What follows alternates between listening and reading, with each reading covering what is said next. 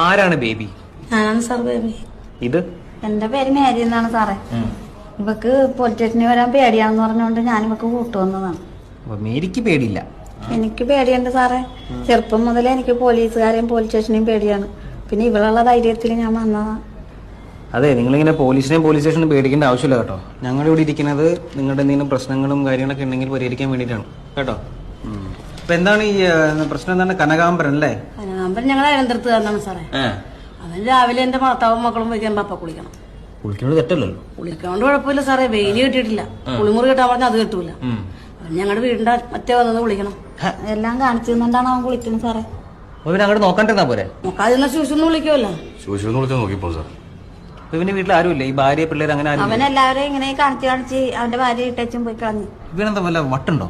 ഇവനെങ്ങനെയാണ് കാണാൻ? എങ്ങനെയാണ് കാണാനൊന്നും കൊള്ളില്ല സാറേ.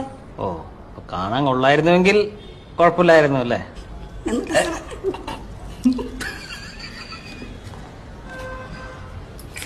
ഓ സാറേ